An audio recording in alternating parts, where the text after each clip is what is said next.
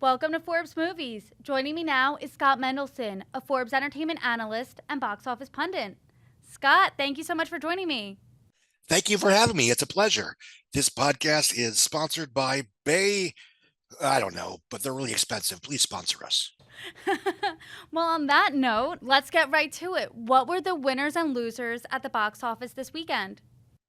Don't Worry, Darling topped the domestic box office with $19.4 million, which, not to be a broken record here, was exactly what it was going to do, regardless of any of the offstage, backstage, media driven controversies. I think you predicted that Friday, right? Yeah, I mean, and I'm not the only one. It's been tracking for over under 20 million.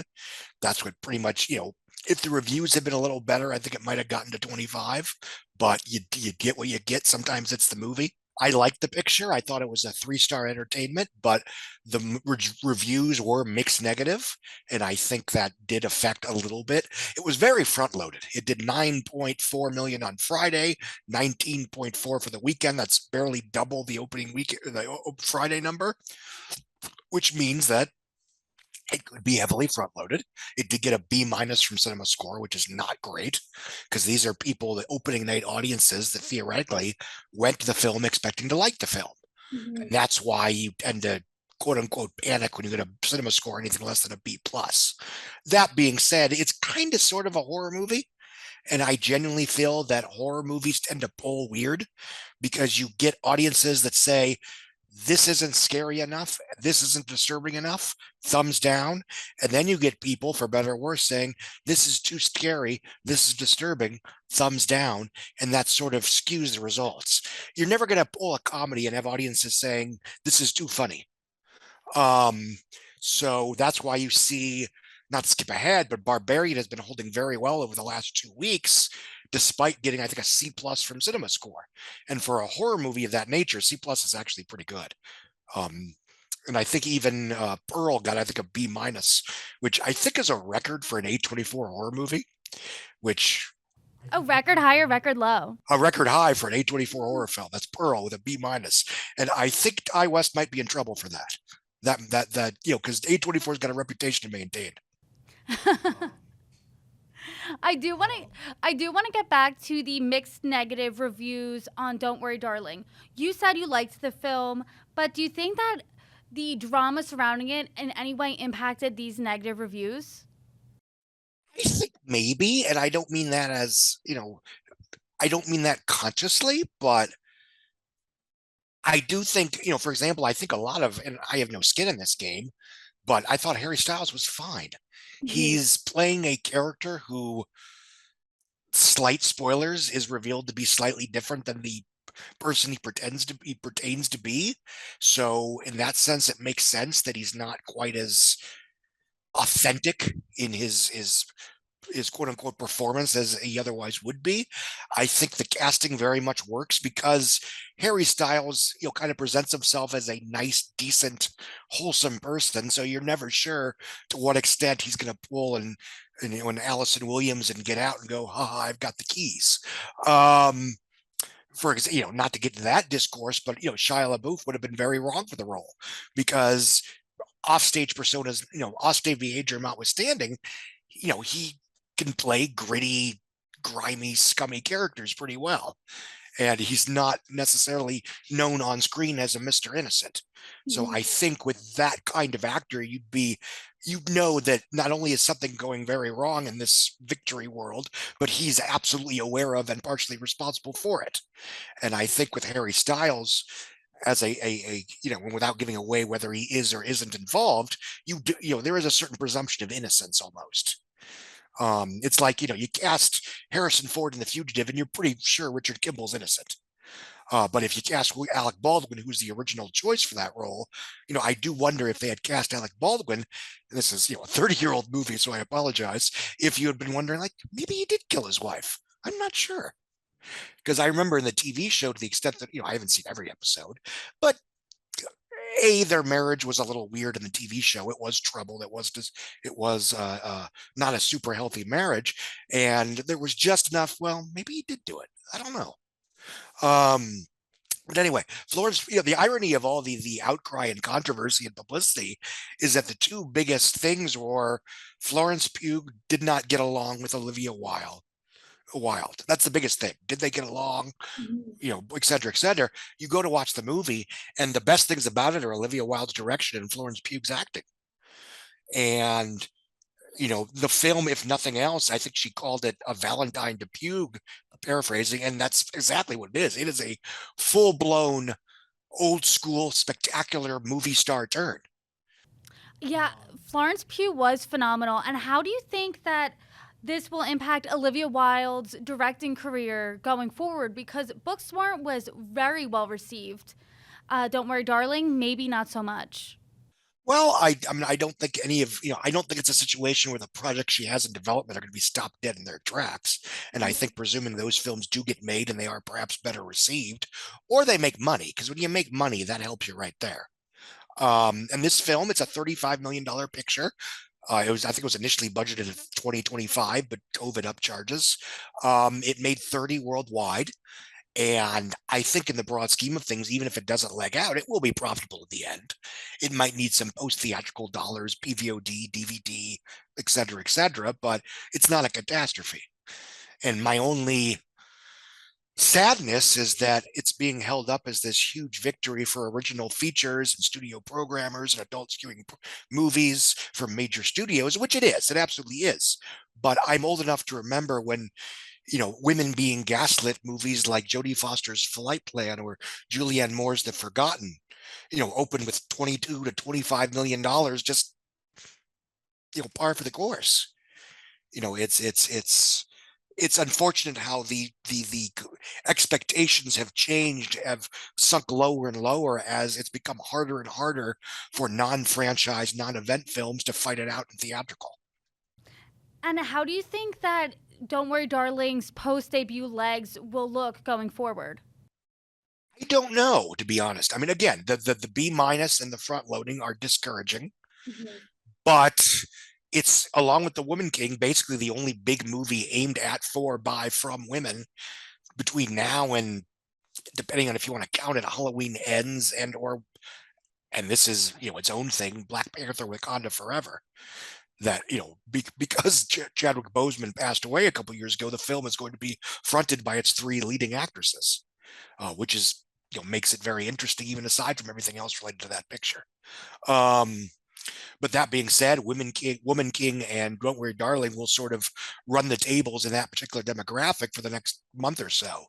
And in the proverbial olden days, where there were fewer movies of this nature, just because Hollywood is a sexist industry, yada yada yada, you had a film like The Other Woman, which wasn't anyone's favorite film from that year, but it would leg out to 85 million from a 24 opening because it was almost the only game in town.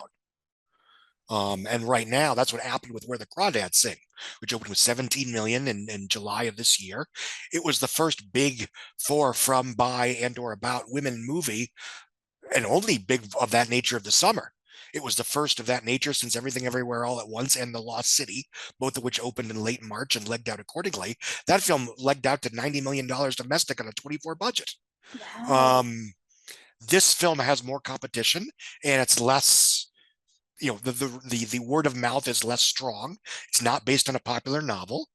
That being said, I mean, I could easily see it doing, 50 million domestic, and ideally, hopefully, fingers crossed, another 50 overseas, and that gives it 100 worldwide on a 20 or 35 budget. That's fine.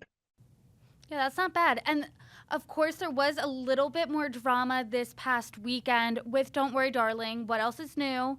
Actress Kiki Lane, who plays Margaret in the film, did post on Instagram that a big chunk of her role was cut out of the movie, along with her on screen husband, Ted. Can you talk about that? Well, I certainly have sympathy for any actor that has most of their footage cut out of a movie. That stinks. But Mhm. that's also par for the course. Adrian Brody thought he had the lead role in Terrence Malick's The Thin Red Line. He goes to the premiere, he brings his whole family along. It turns out he's in the movie for maybe 3 minutes. Um, there's an entire supporting cast that was cut out of Thor: Love and Thunder just because the movie's, was only going to run about 2 hours in length. Jeff Goldblum, Lena Headley, Peter Dinklage. These are characters either new to Thor or new to Marvel with Lena Headey's case, and they were just cut out of the movie. And this happens all the time. Mhm. Christian Bale originally had a much bigger role in the 2000 era Sam Jackson Shaft sequel, but Jeffrey Wright as the other villain tested so well that his character was bumped up, and Christian Bale's a character loosely based on the Preppy murder, which was basically a rich entitled white asshole who killed a girl in the 80s and basically got away with it for a while. Um, and that character, he's still in the movie. He's still, the guy everyone's trying to catch, but he has a lot less screen time than, the early marketing suggested. And again, this is something that happens all the time. This is the normal filmmaking process. She plays a plot specific character in a 2-hour movie. And while I'm sure she did have a few other scenes in the film to establish Florence Pugh's character and establish the stakes and establish maybe the rules of the world, if the filmmaker determines that those scenes are not essential to the narrative and don't offer new information that can't be delivered in a different way, or it offers information that you just don't need, then that's what gets cut of a 2-hour movie. It's not a conspiracy. It's not a it's not a conspiracy. And if you want to have more of that actress, she's the lead in The Old Guard. She's the lead in the upcoming The Old Guard 2. And I think she's the lead in the Emmy winning Emmy winning Rescue Rangers Chippendale movie on Disney Plus, which is hysterical, by the way. She's very good in it. The movie is very funny. And, you know, I, she said she's thriving, and she is. She is absolutely, as they like to say, booked and busy. I do want to switch gears now to another movie that was released this weekend, Avatar. How did that do?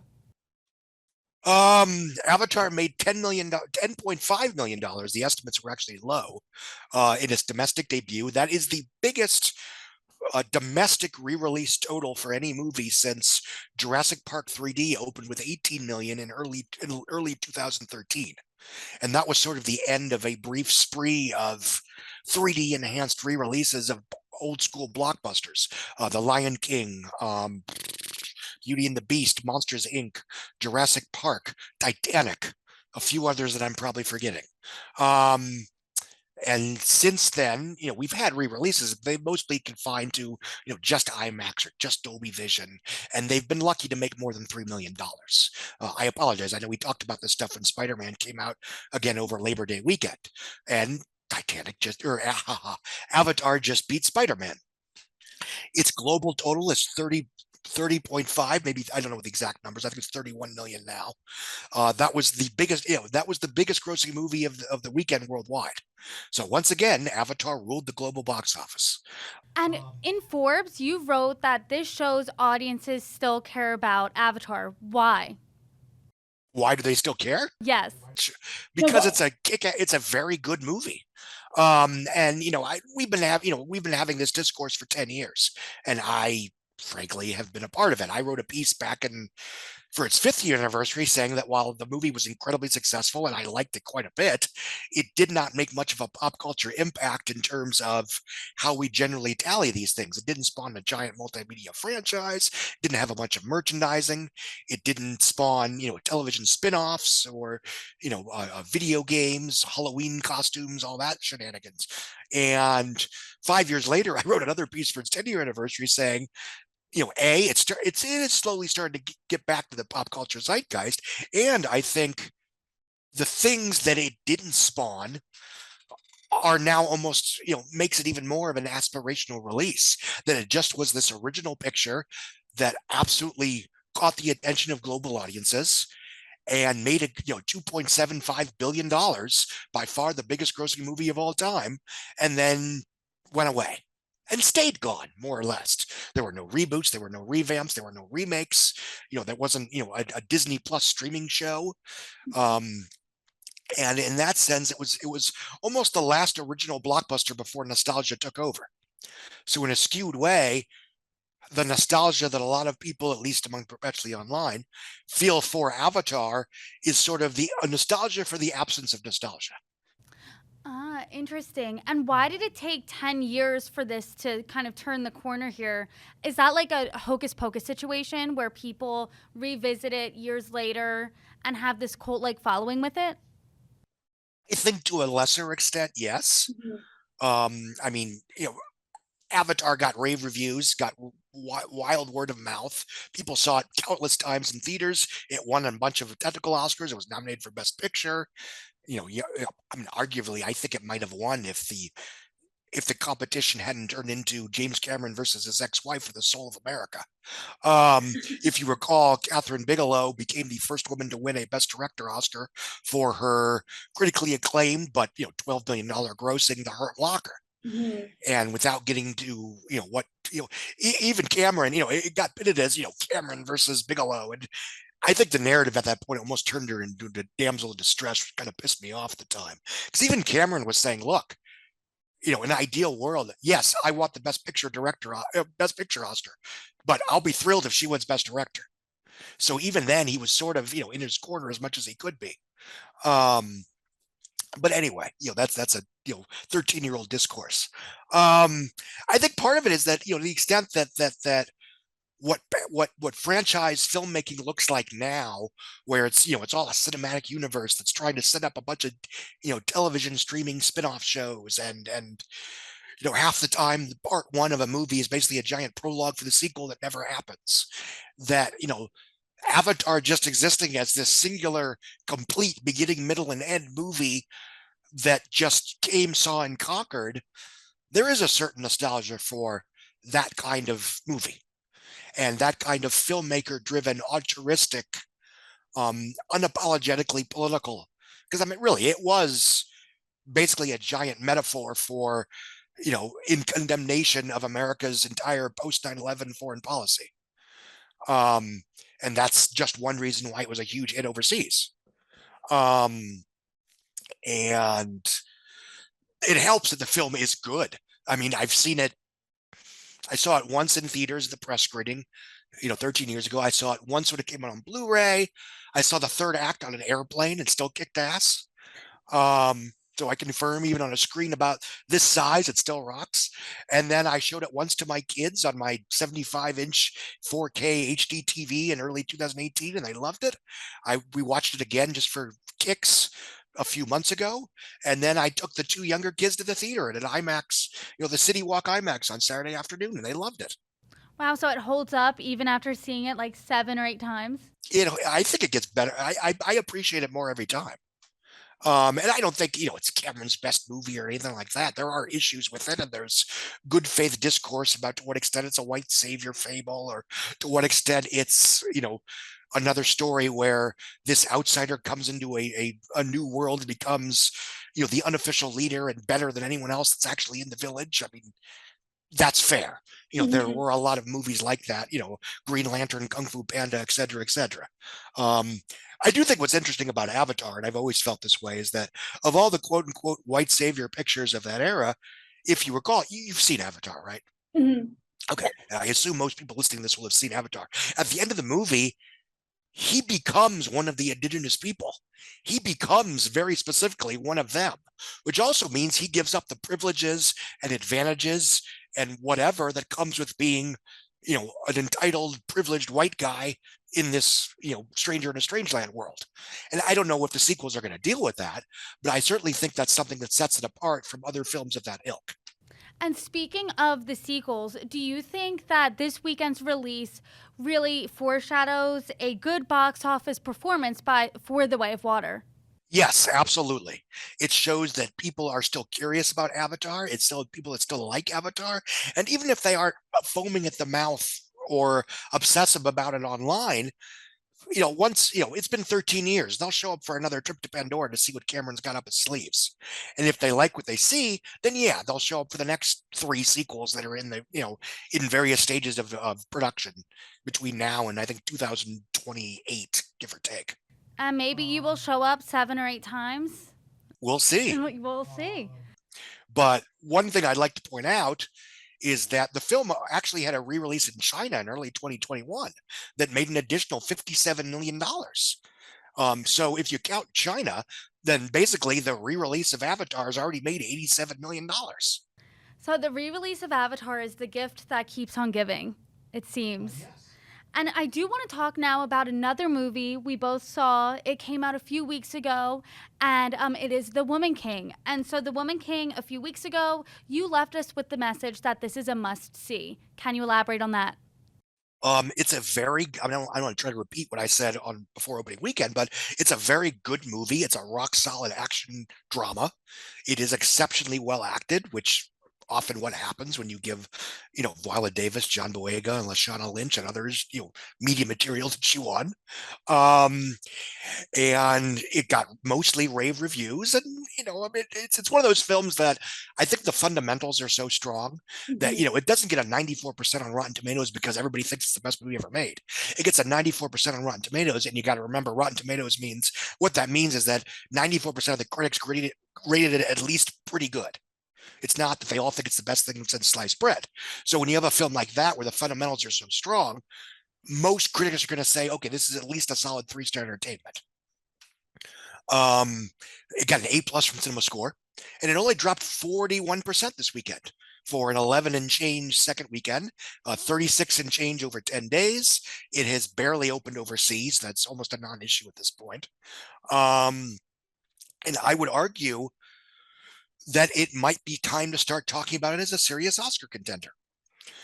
Whether I'm not saying it's going to sweep the Oscars or whether it deserves to, because I haven't seen most of the Oscar movies this season. I'll be honest. I don't do the festival, so I'm going to be playing catch up between now and December. But when you look at films that are both in contention for the year-end awards and likely to be commercial successes, there aren't a ton of movies that meet both criteria, and that's par for the course. That's Darren Aronofsky's The Whale will probably get good reviews, and Brendan Fraser may win an Oscar. But it's a very, from what I've talked to people who've seen it and other reviews, it's a very grim and depressing. It mostly takes place in a single room. It's not woohoo fun date night at the movies, and it doesn't have to be. That's not a criticism. Yeah. Um, there are a few films that might break out, relatively speaking. Steven Spielberg's The Fablemans, which opens over Thanksgiving weekend. Um, and there's a drama coming called She Said, I think the week before Thanksgiving. They're both Universal, and that details that's the reporters that brought down Harvey Weinstein. Yes. That could break out as a commercial picture, but Bombshell only made about 61 million worldwide in 2019, which with I would argue bigger stars and I'm saying this purely as a box office person, slightly more salacious subject matter. Um, and that matters. It's why Darren Aronofsky's The Wrestler doesn't do as well as Darren Aronofsky's Black Swan. Mhm. Um, it's why the Babylon, which is Damien Chazelle's allegedly 3-hour hard R, quote unquote, my words not his, raunch fest about 1920s Hollywood, starring Margot Robbie and Brad Pitt and a few other people. That's not quite as commercially 4-quadrant and or grandmother safe as La La Land. Unless your grandmother's cool. So, do you think that there's tough competition here within the Oscars field this year? I think yes, I do. There's plenty of potential films that are in the running. I liked Amsterdam quite a bit. That is David O. Russell's movie. Stars Christian Bale, Margot Robbie, Chris Rock, John David Washington, Anya Taylor-Joy, Rami Malek, Robert De Niro, and probably 12 other people that I forgot about. It's a stacked cast. It's a very good movie. But it's also, again, it's less sexy, all due respect, than something like American Hustle, which made 250 worldwide, and it's less conventionally crowd pleasing and sexy than The Silver Linings Playbook, which was a rom com with two gorgeous people learning to love each other. Bradley Cooper and Jennifer Lawrence. That Mhm. also made almost $250 million worldwide in 2012. That was also a different time when people went to the movies just to go to the movies, and they would see more than just the event films. Um, that being said, I like the movie. It's getting a push from Disney slash 20th Century Studios. Um, but in terms of commercial pictures, I think it's basically The Woman King, maybe Amsterdam, maybe Babylon, maybe The Fablemans, and one or two others that I maybe forgot about, and that's it. So it's possible that among the films that are explicitly chasing awards glory, and I'm saying that's that's an asterisk for a reason I'll get to in a second. I think the Woman King could easily be, especially domestic, the biggest grossing of that pot. And you don't have to make a ton of money to win Oscars, but it doesn't hurt. There are films like Bohemian Rhapsody that jumped into the race by sheer force of box office will. And is that why for Forbes you wrote that you said it was smartly and correctly positioned first as a commercial popcorn movie? Yes. And smartly and correctly, I mean, not to toot my own horn, but yeah, you want to, that film was a commercial picture where, it's great. So we hope it wins awards. But like Martin Scorsese's The Departed back in 2006, it was positioned as a purely commercial meat and potatoes entertainment that happened to be super acclaimed and super successful. And yeah, The Departed had the whole "it's Marty's time," Scorsese needs an Oscar, yada yada yada. That's a different can of worms. Viola Davis has already won an Oscar for Fences. Gina Prince Bythewood, who has been a name in the Black community for a while for good reason. Love and Basketball is terrific.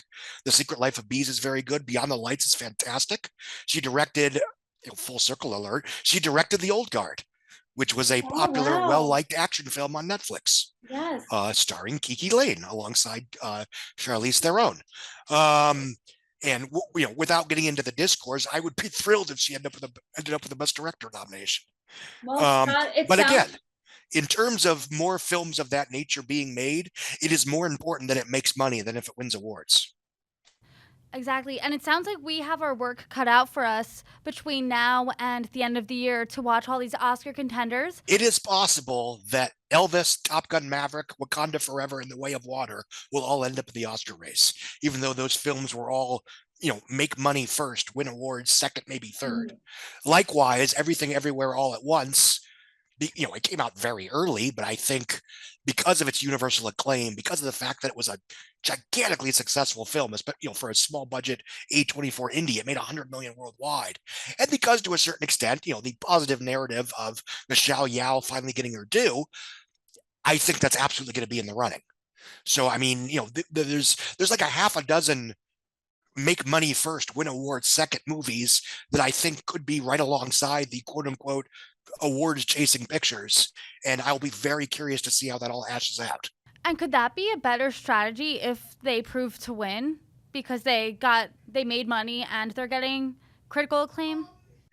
I mean, yes and no. I mean, yes, in that, if you make money, then awards are a bonus. You don't want to chase Oscars and flop and then also win no awards, because then you're 0 for 2. That being said, I mean, there's a case to be made that the only incentive Hollywood has to make quote unquote good movies anymore is to chase awards. And that's been the case for a while. It's not a new problem. So, if the Oscars get, devoured by, God forbid, popular entertainment, and that's, I'm being sarcastic, that the negative effect of that would be that there's less of an incentive to make movies like The Whale or make movies like The Fabelmans or what have you. And so, yeah, it's a double-edged sword. On one hand, I like the idea of well-received, well-reviewed, commercially successful, populist entertainments ending up in the Oscar race right alongside the quote-unquote Oscar pictures, because I think I think there needs to be a distinction between, Pirates of the Caribbean versus Prince of Persia, to use an obvious example. But I also want Hollywood to still be, incentivized to make movies that I think, absent the awards race, would barely exist. So it's a complicated conversation that I may have to write about at some point. So thank you for the push. When you write about it, we will talk about it for sure. Scott Mendelson, thank you so much. You're very welcome.